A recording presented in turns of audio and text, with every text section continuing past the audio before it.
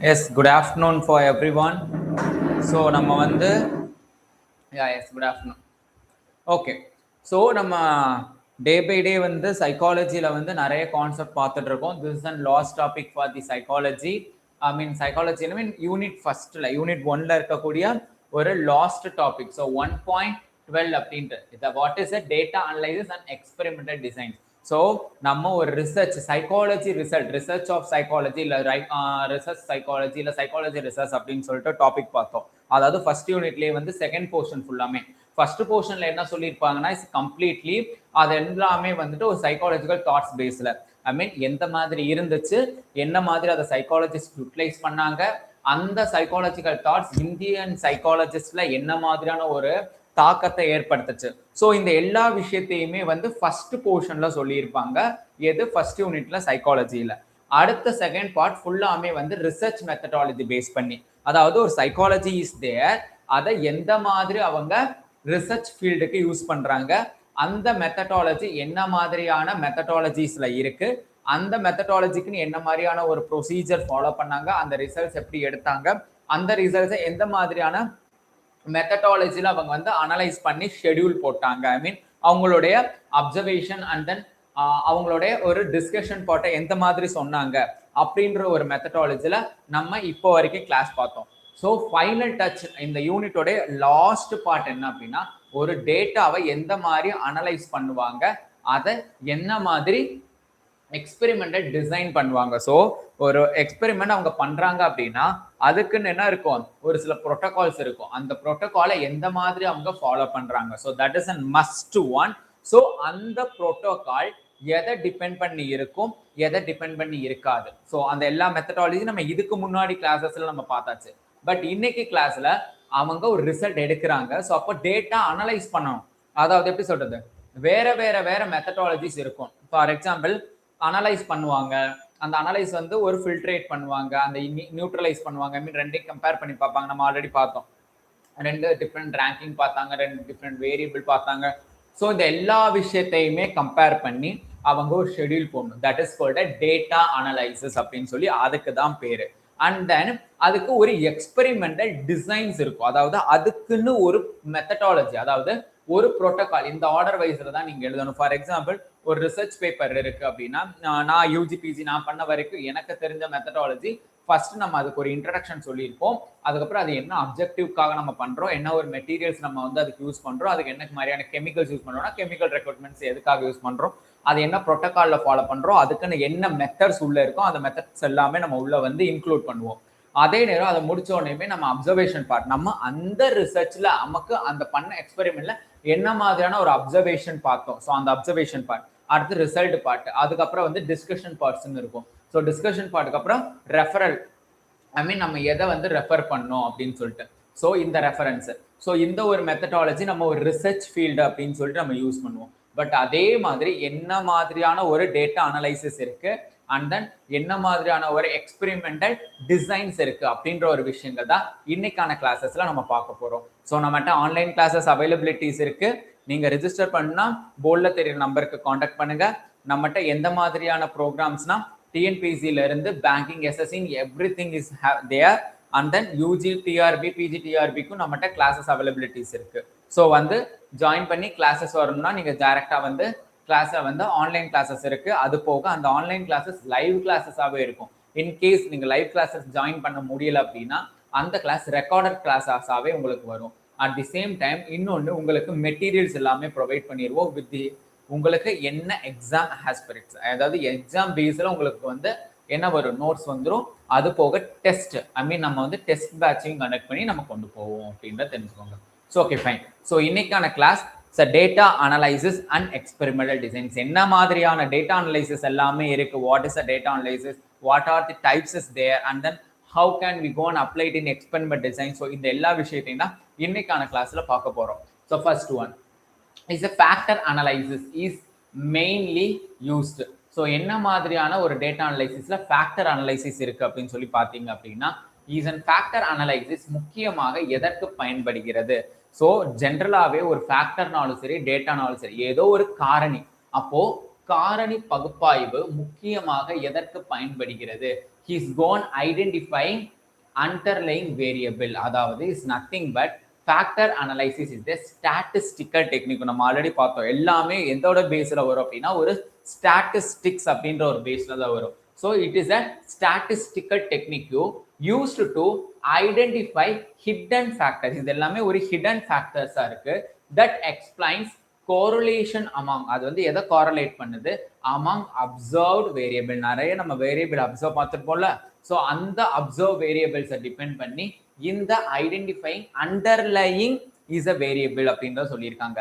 பல மாறிகளுக்கு இடையேயான தொடர்புகளை விளக்கும் மறைமுக காரணிகளை கண்டறிய பயன்படுத்தும் இந்த புள்ளியியல் முறை ஃபேக்டர் அனலைசிஸ். ஸோ ஏதோ ஒரு அனலைசிஸ் நம்ம பார்த்துருப்போம், ஏதோ ஒரு வேரியபிள் நம்ம பார்த்துருப்போம். அந்த வேரியபிளை நம்ம ஃபாலோ பண்றதுக்கோ இல்லை நம்ம வந்து ஒரு சீக்வெண்டா கொண்டு போறதுக்கோ பேக்ல, அதாவது பேக்ரவுண்ட் ஆஃபீஸ் மாதிரி பேக்ரவுண்ட்ல இருந்து, ஃப்ரண்ட் ஆஃபீஸ்ன்றது வேற, பேக் ஆஃபீஸ் அப்படின்றது வேற. ஸோ அப்போ அந்த பேக் ஆஃபீஸ்ல இருந்து யாரோ ஒருத்தவங்க சப்போர்ட் பண்ணுவாங்கல்ல. ஸோ அப்போ ஹூஸ் திஸ் அப்படின்ற மாதிரி பின்னாடி ஒரு டேட்டா வந்து ஃபாலோ ஆயிட்டு இருக்கும். ஸோ அந்த டேட்டாவை நம்ம வந்து பார்க்கறதுக்கு தான் is helps to the what is the factor analysis அப்படின்னு இதுக்கு பேரு. And second question, who developed factor analysis? யாரு இந்த ஃபேக்டர் அனலைசிஸை டிஸ்கவர் பண்ணா அப்படின்னு சொல்லி பார்த்தீங்கன்னா, he is a Charles Spearman.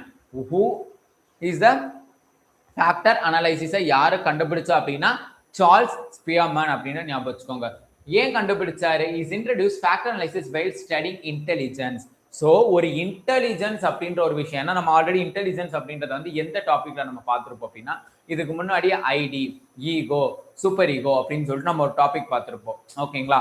So அது எல்லாமே வந்து இன்டெலிஜென்ஸ், ஒரு ஐக்யூ டெஸ்ட் எந்த மாதிரி இருக்கும், ஸோ அவங்களோட ஐடியாலஜி எந்த மாதிரி இருக்கும். ஸோ அப்போ இந்த எல்லா விஷயமுமே எதுல வரும் அப்படின்னா அவங்களோட இன்டெலிஜென்ஸ் பேசஸ்ல வரும். ஸோ அப்போ இந்த இன்டெலிஜென்ஸ் பார்ட், அதாவது ஸ்டடிங் இன்டெலிஜென்ஸ், அவங்க என்ன மாதிரியான ஒரு இன்டெலிஜென்ஸ் ஸ்டடிங் எந்த மாதிரி இருக்கோ, ஸோ அந்த ஒரு விஷயத்த சொல்வதற்காக அவங்க முத சொன்ன விஷயம் தான் எது? இந்த factor analysis. So factor analysis mean is a background of studying intelligence அப்படின்னு ஞாபகம் வச்சுக்கோங்க.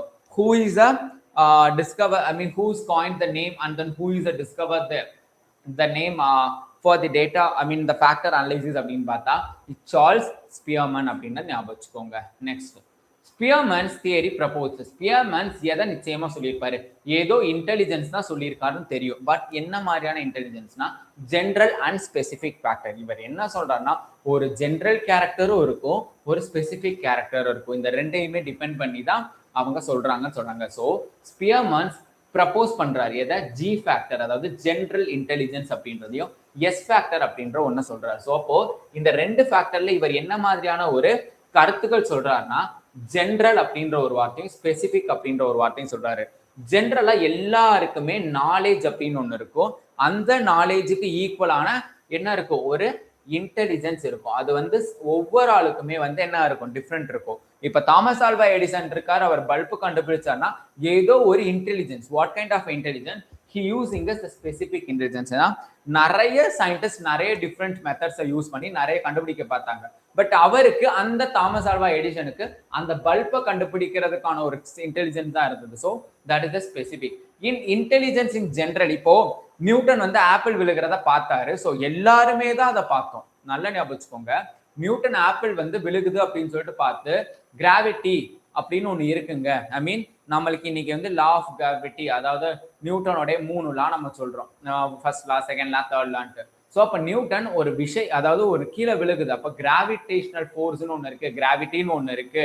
ஸோ அப்போ கிராவிட்டி என்ன பண்ணும்? ஒரு பிளேஸ்ல ஸ்டேபிளா இருந்தால் ஸ்டேபிளா தான் இருக்கும். இன்கேஸ் நம்ம அதை போய் புஷ் பண்ணி அதுக்குன்னு ஒரு ஃபங்க்ஷனல் ரேட் நம்ம கொடுத்தா அது ஃபங்க்ஷன் ஆகும் அப்படின்னு நியூட்டன் சொன்னான். அப்போ இந்த இடத்துல ஜென்ரலாவே ஒரு இன்டெலிஜென்ஸ் எல்லாருக்குமே வந்து ஆப்பிள் விழுகிறது தெரியுது. பட் ஆனா அவர் எந்த மாதிரியான ஒரு ஸ்பெசிபிக் கேரக்டர் யூஸ் பண்ணார் அப்படின்னா அந்த இடத்துல கிராவிட்டின்ற ஒரு வார்த்தையை யூஸ் பண்ணி அவர் தனி ஒரு கான்செப்டை சொன்னார். ஸோ அவ்வளவுதான். ஸோ அதே கான்செப்ட் தான் இங்கேயும் சொல்றாங்க. ஸோ ஃபர்ஸ்ட் அவனுக்கு இன்டெலிஜென்ஸ் எப்படி இருக்கு, அவனுக்கு எப்படி எபிலிட்டி இருக்கு, அவ்வளவுதான். இன்டெலிஜென்ஸ் ஜென்ரலாவே வந்து எந்த மாதிரியான இன்டெலிஜென்ஸ் சொல்லிட்டு அதுக்கப்புறம் அதுக்கான எபிலிட்டி சொல்றது. ஸோ அவன் அந்த பண்ணிடுவான். லைக் வந்து இன்டெலிஜென்ஸ் வந்து எபிலிட்டி எந்த மாதிரியான எபிலிட்டினா லைக் தாமஸ் ஆல்வா எடிசன் மாதிரியானது. ஸோ ஸ்பியர்மேன் ஜி ஃபேக்டர், பொது நுண்ணறிவு மற்றும் சிறப்பு திறன் என்ற இரண்டையும் கூறினார் அப்படின்றத அவங்க சொல்றாங்க. Next, rotation in factor analysis helps to factors rotation அப்படின்றது எதற்காக பயன்படுத்தப்படுகிறது? அதாவது ஃபேக்டர் அனலைசிஸ் அப்படின்றது பேக்ரவுண்ட் அப்படின்றது பேக் அப்படின்னு நமக்கு தெரியுது, ஏதோ வந்து பின்னாடி இருந்து நமக்கு சப்போர்ட் பண்ணக்கூடிய ஒண்ணு. ஸோ அப்போ அந்த விஷயம் என்ன மாதிரியான ஒரு ரொட்டேஷன்ல இருக்கு அப்படின்னா is a simplify factor interpretation. So ஏதோ ஒரு விஷயத்தை இன்டர்பிரேட் பண்றதுக்கு நமக்கு ஹெல்ப் பண்ணக்கூடியது. Like is a rotation make factors easier to interpret by clarifying variable loading. So ஏதோ ஒரு விஷயத்தை நம்ம கிளாரிஃபை பண்றதுக்கான ஒரு விஷயத்தை தான் சொல்றாங்க. ஸோ ரொட்டேஷன் எதை மேக் பண்ணுது? Factors easier to interpret by clarifying variable loading. So நிறைய விஷயங்கள் கிளாரிஃபை பண்ணக்கூடிய ஒரு லோடிங்ல இருக்கதை நமக்கு பண்ண ஹெல்ப் பண்ணுது. ஸோ ரொட்டேட்டிங் மூலம் காரணிகளை தெளிவாக புரிந்து கொள்ள முடியும். ஸோ ஏதோ ஒரு ஃபேக்டர்ஸ் இருக்கு அப்படின்னா ரொட்டேஷனா ஒரே ப்ராசஸ் வந்து நம்ம போயிட்டு இருக்கோம், ஒரே மாதிரியான ஒரு ஃபேக்டர்ஸ். ஃபார் எக்ஸாம்பிள் நம்ம வந்து படிச்சிருப்போம், டெம்பரேச்சர் காஸ் பண்ணுது, ஹியூமிடிட்டி காஸ் பண்ணுது, பிஹெச் காஸ் பண்ணுது அப்படின்னு சொல்லிட்டு நிறைய வந்து என்வாயர்மெண்டல் ஃபேக்டர்ஸ் வந்து காஸ் பண்ணுது அப்படின்னு சொல்லுவோம். ஸோ அப்போ அந்த விஷயம் ரிப்பீட்டடாகவே போயிட்டு இருந்துச்சு அப்படின்னா ஸோ அதுதான் என்ன பண்ணும், that is the reason for the factor அப்படின்னு ஞாபகம் வச்சுக்கோங்க. ஸோ அந்த ஒரு ஃபேக்டர்ஸ் தான் வந்துட்டு இந்த இடத்துல ரொட்டேஷனல் ஃபேக்டர்ஸ், அதாவது ரொட்டேட் ஆகிட்டே இருக்கும் ஒவ்வொரு விஷயம், அந்த ஃபேக்டர்ஸ் மறுபடியும் வந்துட்டே இருக்கும். ஸோ அந்த ஒரு விஷயத்தை தான் இந்த இடத்துல அவங்க சொல்றாங்க. So is simplify factors is a interpretation. So ஏதோ ஒரு விஷயத்த முன்னாடியே தெரிஞ்சுக்க முடியும், ஸோ இதான் நடக்க போறது, ஸோ அந்த விஷயத்த இந்த ஃபேக்டர்ஸ் மூலியம் நம்ம தெரிஞ்சுக்கலாம் அப்படின்னு சொல்றோம். Next the correlation matrix. காரலேஷன்ன்றதே ஏதோ ஒன்று காரலேட் பண்ணி சொல்றது. அந்த மேட்ரிக்ஸ் எதுக்கு யூஸ் ஆகுது, எந்த முறையில் முக்கியம் அப்படின்னா இஸ் த ஃபேக்டர் அனலைசிஸ் தான். ஸோ நம்ம நேற்று வந்து ரெக்ரெஷன் அப்படின்ற ஒரு டாபிக்லாம் பார்த்தோம்ல, ஸோ அது வேற டிபார்ட்மெண்ட். பட் இந்த ஃபேக்டர் அனலிசிஸ்ல என்ன மாதிரி பார்க்குறோம், starts by examining correlation between variable. So இந்த இடத்துல எக்ஸாமின் அப்படின்ற ஒரு வார்த்தை யூஸ் பண்ணியிருக்கான். Start by examining correlation between variable. மாறிகளுக்கு இடையேயான தொடர்புகளை பார்த்து ஃபேக்டர் அனலைசிஸ் செய்யப்படுகிறது. ஸோ ரெண்டு டிஃப்ரெண்ட் வேரியபிள் இருக்கும், அந்த ரெண்டு டிஃப்ரெண்ட்கான வேரியபிளை எக்ஸாமின் பண்றாங்க. ஸோ என்ன மாதிரியான இருக்கு அப்படின்னு சொல்லிட்டு கம்ப்ளீட்டா ஒரு அனலைஸ் பண்றாங்க. I mean complete data analysis போட்டுட்டு நமக்கு அதுக்கான ரிசல்ட் சொல்ற மாதிரி அவங்க சொல்றாங்க. Next is a communality. அப்படின்னா என்ன சொல்றாங்க, கம்யூனாலிட்டி என்பது எது? So is not a community, is the communality refers to is a shared variance. So என்ன மாதிரியான ஒரு வேரியன்ஸ் ஷேர்ட் ஆகுது, ஸோ அதுதான் is a communality is the proportion of variance shared with common factor. ஒரு மாறிலி பொது காரணிகளுடன் பகிரும் வேரியன்ஸை கம்யூனாலிட்டி என்கிறோம். ஸோ காமனா இருக்க ஒரு விஷயத்தை நம்ம எடுத்து பார்க்கும்போது அதுல என்ன மாதிரியான ஒரு வேரியன்ஸ் இருக்கு, ஐ மீன் ஜென்ரல் டாபிக்ஸ் எல்லாமே இருக்கும் தெரியுமா, காமன்ஸ். ஸோ அந்த விஷயங்கள் எடுத்து நம்ம பார்ப்போம். ஸோ அப்போ அந்த விஷயங்களை என்ன மாதிரியான ஒரு வேரியன்ஸ் அந்த இடத்துல நமக்கு பாயிண்ட் அவுட் ஆகுது, ஸோ அந்த விஷயத்தை வச்சு சொல்றதுதான் இந்த வேரியன்ஸ் அப்படின்றத சொல்றோம். And eigen value is a factor. Eigen value in factor அனலைசிஸ்ல எதை இண்டிகேட் பண்ணுது, ஈகன் வேல்யூ எதை குறிக்கிறது அப்படின்னு சொல்லி பார்த்தீங்கன்னா ஃபேக்டர் இம்பார்ட்டன்ஸ் தான். ஏன்னா eigen value is nothing but is a factor explain more variance. So இதுக்கு முன்னாடி நம்ம வேரியன்ஸ் வந்து எந்த மாதிரி என்ன பண்ணுது, ஒரு வியூ தருது, வேரியன்ஸ் அப்படின்றது என்ன மாதிரியான ஒரு டிஃபரன்ஸ் பண்ணுது, அதுக்கான எக்ஸாம்பிள் என்ன அப்படின்னு பார்த்தோம். பட் இது என்ன பண்ணுது, கம்ப்ளீட் ஃபேக்டர்ஸ், அதாவது கம்ப்ளீட் வேரியன்ஸை இந்த இடத்துல இந்த மாதிரி தான் இருக்கு அப்படின்றத நமக்கு ஷோ பண்றதுக்காக, அதாவது is factor explains more variance, நிறைய வேரியன்ஸை நம்ம இந்த இடத்துல ஒரு மென்ஷன் பண்ணி காமிக்கிறதுக்கு, பாயிண்ட் அவுட் பண்ணி காமிக்கிறதுக்கும் ஹெல்ப் பண்ணுது. ஸோ ஈகன் வேல்யூ அதிகமாக இருந்தால் அந்த ஃபேக்டர் அதிக வேரியன்ஸை விளக்குகிறது அப்படின்றத தெரிஞ்சுக்கோங்க. And then is the kesar criterion suggest retaining factors with eigen value. Kesar criterion படி எந்த ஃபேக்டர்ஸ் ரிட்டைன் செய்யப்படுகிறது அப்படின்னு சொல்லி பார்த்தா இதன் ஈஸி கிரேட்டர் தென் 1 நம்ம நேத்தே பார்த்தோம். அதாவது -1 to +1 அப்படின்னு சொல்லி இருந்துச்சு. -1 அப்படின்றது அது நெகட்டிவ் ஆஸ்பெக்ட்ஸ்ல சொல்லிச்சு, +1 வந்து நல்ல ஒரு வேல்யூ வேரியன்ஸ்ல சொல்லிச்சு. இதே இது 0ன்றது எந்த ஒரு இம்ப்ரூவ்மெண்ட்டும் இல்லை, முன்னாடி 35 இப்போ 35 தான். இதே இது -1ல இருந்து +1 வந்தவன் ஃபெயில் ஆனவன் அந்த இடத்துல பாஸ் ஆயிருக்கா அப்படின்னா அது ஒரு பாசிட்டிவ் வேரியன்ஸ். ஸோ அந்த விஷயம் மாதிரி தான் இஸ் கிரேட்டர் தென் 1 அப்படின்றது கேசன் கிரைட்டீரியன்ல என்ன சொல்றாங்க, is says retain factor whose even value greater than 1 இருக்கு. கிரேட் ஈகன் வேல்யூ 1 விட அதிகமாக உள்ள ஃபேக்டர்ஸ் மட்டுமே தேர்வு செய்யப்படும். அதாவது எல்லாருமே என்ன பண்றான், நிறையவே எடுத்தான் அப்படின்னா பாசிட்டிவ் 1ஆவே எடுத்தாங்கன்னா அந்த வேல்யூவை தான் ஈகன் வேல்யூவை வந்து கன்சிடர் பண்றாங்க. அந்த வேரியன்ஸ்லயோ அனலைஸ் பண்ண ஃபேக்டர் அனலைஸ் பண்ணும்போது அதை அவங்க எடுத்துக்கிறாங்க அப்படின்றத சொல்றாங்க. அண்ட் ஃபேக்டர் லோடிங் ரெஃபர், இதுல ஃபேக்டர் லோடிங்னு இருக்கப்போ ஃபர்ஸ்ட் நம்ம ஃபேக்டர் அனலைஸ் பண்ணியாச்சு, அனலைஸ் பண்ணி ஒரு டேட்டா கிடைச்சிருச்சு, அதை இப்போ லோட் பண்ணி பார்க்கணும். ஸோ அந்த ஃபேக்டர் லோடிங் அப்படின்றது என்ன அப்படின்னு சொல்லி பார்த்தீங்கன்னா is the correlation between variable and factor. இத கோரிலேட் பண்ணி பார்க்கறாங்க எந்த ரெண்டு விஷயத்துக்கு இடையே அப்படின்னு சொல்லி பார்த்தா வேரியபிளுக்கோ அதே நேரத்துல ஃபேக்டருக்கும். இந்த ரெண்டு விஷயத்துமே ஃபேக்டர் நமக்கு ஒரு குரூப் இருக்கு, என்ன ஃபேக்டர்னு, வேரியன்ஸ் நமக்கு அங்க ஒரு மார்க் இருக்கு, ஏதோ ஒரு கைண்ட் ஆஃப் மார்க், அதான் வேரியன்ஸ்னு வச்சுக்கோங்க. ஃபேக்டர்னா அது என்ன மாதிரியான ஒரு கான்செப்ட்ல இருக்கு, இந்த ரெண்டு விஷயத்தையுமே கோரிலேட் பண்ணி பார்க்கறாங்க. It indicates the strength of relationship between variable and factor. ஒரு மாறிலி மற்றும் ஃபேக்டர் இடையிலான தொடர்பின் வலிமையை சொல்லுது அப்படின்றத சொல்றாங்க. And next is the confirmatory factor analysis is used to. So நம்ம லோட் பண்ணி பார்த்தாச்சு, நமக்கு அதுக்கு ஒரு டேட்டா கிடைச்சிருச்சு. ஸோ அப்போ கன்ஃபர்மேட்டரி ஃபேக்டர் சொல்லணும் சார், இதுல இருந்து இது வந்துருச்சு சார், ஓகே சார். அப்போ அது எதுக்காக, கன்ஃபர்மேட்டரி ஃபேக்டர்ஸ் அனலைசிஸ் எதற்காக, இஸ் டெஸ்ட் எக்ஸிஸ்டிங் தியரி. இதுதான் நம்ம பண்ற ஒரு எக்ஸ்பெரிமெண்ட்டோ இல்ல ஒரு ரிசர்ச்சோ இல்ல ஏதோ ஒரு டெஸ்டோ அந்த existing theory. CFA test whether data fit a hypothesized factor structure. முன்கூடியே கூறப்பட்ட அமைப்பை டேட்டா சப்போர்ட் செய்கிறதா என சோதிக்கிறது அப்படின்றத சொல்றான். அதாவது ஒரு கன்ஃபர்மேட்டரி ஃபேக்டர் அனலைசிஸ் அப்படின்றது அதான் CFA. ஸோ இந்த இடத்துல இந்த கன்ஃபர்மேட்டரி ஃபேக்டர் அனலைசிஸ் டெஸ்ட் அப்படின்றது எதை சொல்லுது அப்படின்னா, இதுக்கு முன்னாடியே நம்ம ரிசர்ச்ல வந்து பார்த்தோம் தெரியுமா சார், நம்ம வந்து அப்ஜெக்டிவ்ல இந்த மாதிரி ரிசல்ட் வரப்போகுது அப்படின்னு சொல்லிட்டு நம்ம ஒரு பாயிண்ட்ஸ் எடுத்து வச்சிருப்போம். ஏதோ ஒரு தடவை ரிசர்ச் பண்றோம், அந்த ரிசர்ச்சுக்கு இந்த மாதிரி தான் நமக்கு ஆன்சர் வரப்போகுது நம்ம என்ன பண்ணியிருப்போம், ப்ரிடிக்ட் பண்ணி வச்சிருப்போம். ஒரு இன்டர்பிரேஷன், நமக்கான ஒரு ப்ரிடிக்ஷன் இருக்கும், நமக்குன்னு ஒரு இன்டெலிஜென்ஸ் இருக்கும். ஸோ அப்போ இதுதான் வரப்போகுது சார், இதான் ரிசல்ட்னு தெரியும். அப்போ அதோட காரிலேட் பண்ணி கிடைச்சிருச்சா, ஸோ அப்போ அந்த ரிசல்ட்டோட இது வந்து ஒத்து போகுதா அப்படின்ற ஒரு விஷயத்தை தான் இந்த இடத்துல சொல்றாங்க. Next experimental method. So experimental method mainly studies எதை ஆய்வு செய்யுது அப்படின்னு சொல்லி பார்த்தா is an only cause effect in relationship. எதுக்கான ரிலேஷன்ஷிப் அப்படின்னா is between variable. Is experimental experiments அப்படின்றது எக்ஸ்டாப்ளிஷ் பண்ணுது எதை, casual relationship between variable.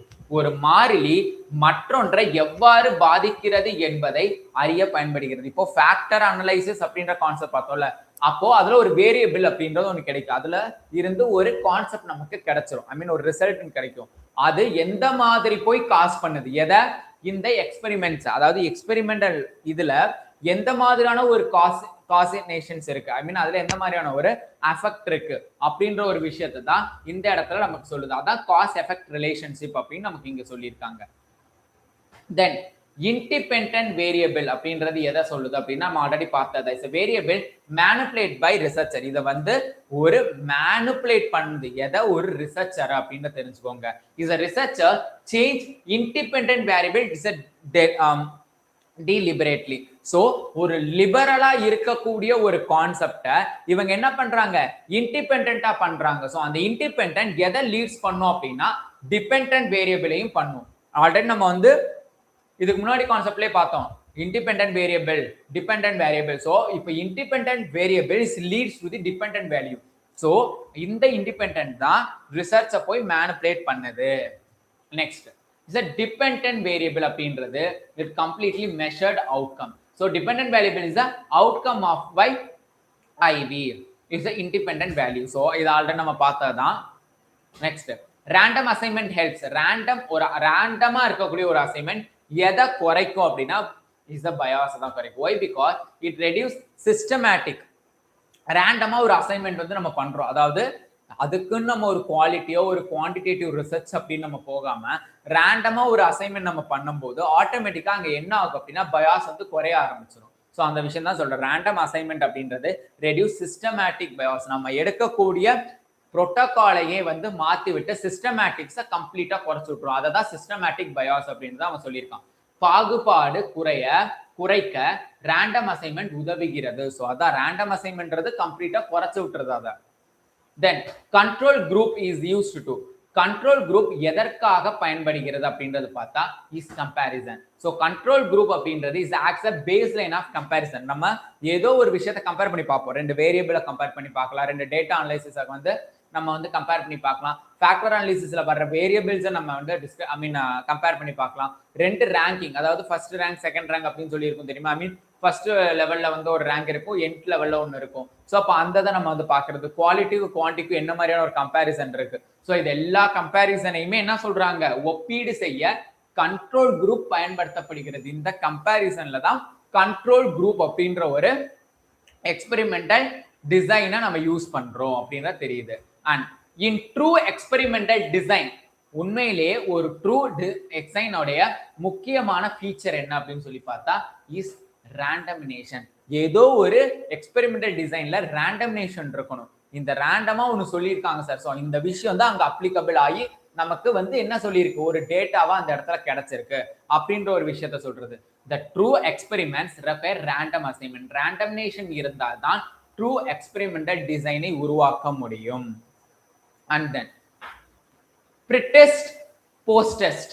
So pre டெஸ்ட்னா என்ன, போஸ்ட் டெஸ்ட் டிசைன் எப்படி அளவிடுறாங்க, எதை அளவிடுகிறது அப்படின்னு சொல்லி பார்த்தா it change after treatment. Scores are compared before and after treatment. ஒரு ஸ்கோர் அப்படின்றது ரெண்டு விஷயத்த சொல்லுது. என்ன மாதிரியான ஒரு விஷயத்த சொல்லுது அப்படின்னு சொல்லி பார்த்தீங்கன்னா, ஒன்னு பிஃபோர் அண்ட் ஆஃப்டர். ஸோ முன்னாடி அவன் எப்படி பண்ணியிருக்கான், பின்னாடி எந்த மாதிரி பண்ணியிருக்கான். அதாவது ப்ரீ பிளான் பண்ணி முன்னாடி ஷெடியூல் என்ன மாதிரியான அவன் எக்ஸாம்ஸ் எழுதியிருக்கான், ஆஃப்டர் போஸ்ட் ட்ரீட்மெண்ட் அப்படின்ற மாதிரி. ஸோ எந்த மாதிரி அவன் எழுதியிருக்கான். ஸோ ட்ரீட்மெண்ட்டுக்கு முன் மற்றும் பின் மாற்றங்கள் பார்க்கப்படுகிறது. நெக்ஸ்ட் ஹாத்ரோன் எஃபெக்ட்ஸ் அப்படின்னா என்ன. ஹாத்ரோன் எஃபெக்ட்ஸ் அப்படின்றது is like a behaviour change, ஒரு behaviour change because participants know they are observe. ஏன்னா பிஹேவியர் சேஞ்சை ஒரு பார்ட்டிசிபென்ட் எந்த மாதிரி அப்சர்வ் பண்றான். So participant change behaviour because they know that a study. தாங்கள் கவனிக்கப்படுகிறோம் என்று தெரிந்தால் நடத்தை மாறுவது. ஒரு ரிசர்ச்சோ ஒரு எக்ஸ்பெரிமெண்ட்டோ பண்ணும்போது நிறைய குரூப் ஆஃப் பீப்புள்ஸ் நம்ம எடுப்போம், நம்ம பார்த்துருக்கோம். அப்போ அந்த குரூப் ஆஃப் பீப்புள்ஸை நம்ம வாட்ச் பண்றோம் அப்படின்னு தெரிஞ்சுட்டாலே ஆட்டோமேட்டிக்கா அவனுக்கு நமக்கு ஒரு கிரைட்டீரியா தந்திருப்போம். அப்போ அந்த கிரைட்டீரியாக்கு ஏற்ற மாதிரி அவன் நடிக்க ஆரம்பிப்பான். ஸோ அந்த எக்ஸ்பெரிமெண்டல் மெத்தடுக்கு ஏற்ற மாதிரி அவன் என்ன பண்ணுவான், தன்னை வந்து மேனிப்புலேட் பண்ணி நம்மளும் அதே மாதிரியே கொண்டு போவோம், நம்ம அந்த மாதிரியே பண்ணுவோம். அப்போ நடிக்க ஆரம்பிக்கிறான், தன்னைத்தானே ஏமாற்றி கொள்ளுதல் அப்படின்ற ஒரு விஷயத்த சொல்லுவான். ஸோ அதான் அவன் சொல்லியிருக்கான். நம்மளை வந்து அப்சர்வ் பண்றாங்க யாரு, some researcher or some psychologists and some kind of a peoples என்ன பண்ணுவாங்க, நம்மளை வந்து வாட்ச் பண்றாங்க அந்த பார்ட்டிசிபென்ட்ஸ் அப்படின்ற ஒரு விஷயம் தெரிஞ்சு ஆட்டோமேட்டிக்கா their characters will be changed. So that's one thing is mentioned to the that thing that is called a Hawthorne effect. ஹாத்ரோன் எஃபெக்ட்ல முழுக்க எந்த விஷயம் சொல்றான் அப்படின்னா, தன்னுடைய கேரக்டர் யாரோ ஒரு ஆள் வாட்ச் பண்றா. யாரு, someone means is a researcher. So researcher watch பண்றான்னு தெரிஞ்ச உடனே ஆட்டோமேட்டிக்கா தன்னோட கேரக்டர் மாறும். So that's one thing is explained it. The behavior change because his participants know they are observed. And next quasi experimental design. Quasi experimental designல இல்லாதது எது, is the random assignment றது இல்ல. why, because is do not use random assignment. quasi experimentல fixed ஆன எல்லா விஷயமும் இருக்கும். So அதனால ரேண்டமா ஒரு assignment no. Next is the Latin square design controls. Latin square design எதை கட்டுப்படுத்துகிறது, a two extraneous, I mean extraneous variable. அதாவது Latin square controlன்றது two unwanted extraneous variable, இரண்டு வெளிப்புற மாறிலிகளின் தாக்கத்தை கட்டுப்படுத்த பயன்படுகிறது.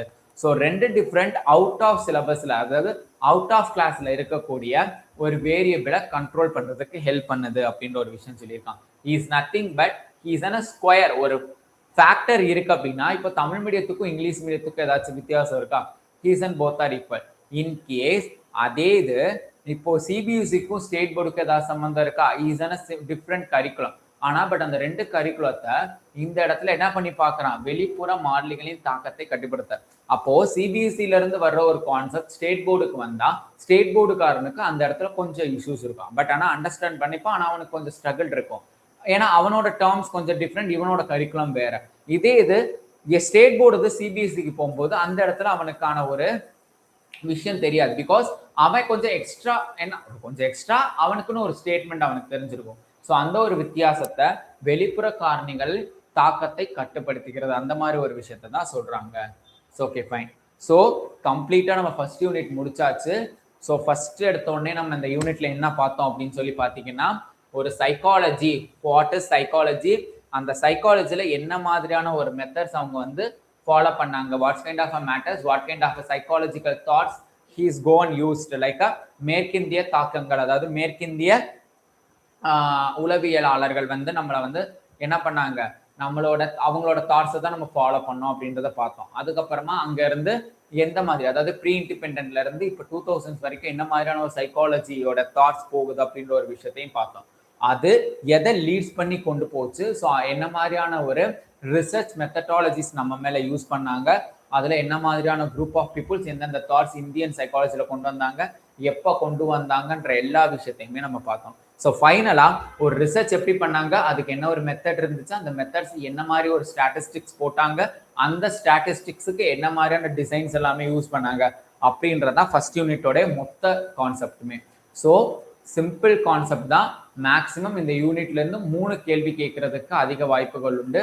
மேபி லாஸ்ட் நான் பார்த்த வரைக்கும் நீங்க போய் பார்க்கலாம், அந்த ப்ரீவியஸ் கொஸ்டின்ஸ் நீங்க எடுத்து பார்த்தீங்கன்னா 132, மேபி 132, 33, 34 நினைக்கிறேன் மேபி.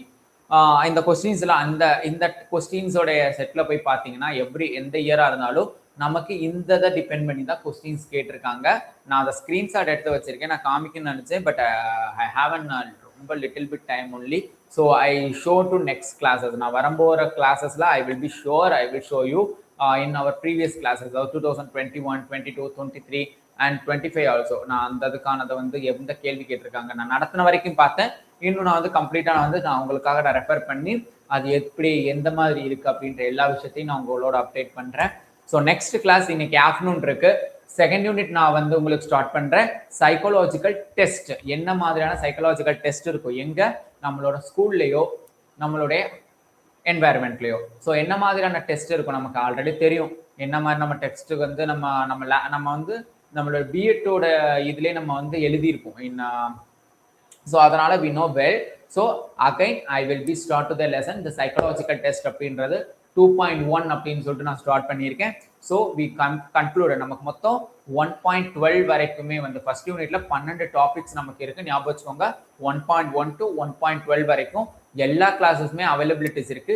நெக்ஸ்ட் நான் என்ன மாதிரி உங்களுக்கு எடுக்க போறேன்னா, இதே ஃபர்ஸ்ட் யூனிட்டை இப்போ கொஸ்டின் வைஸ் கொண்டு போனதை டாபிக் வைஸ் நான் கொண்டு போறேன். ஓகேங்களா? So stay tuned. சீக்கிரமாவே வந்து உங்களை நான் மீட் பண்றேன். அது வரைக்கும் டாடா பாய் பாய் சொல்லிக்கிறேன். அண்ட் தென் வீடியோ உங்களுக்கு பிடிச்சிருந்தா லைக் பண்ணுங்க, கமெண்ட் பண்ணுங்க அண்ட் சப்ஸ்கிரைப் மறக்காம பண்ணிட்டு போயிருங்க. பாய்.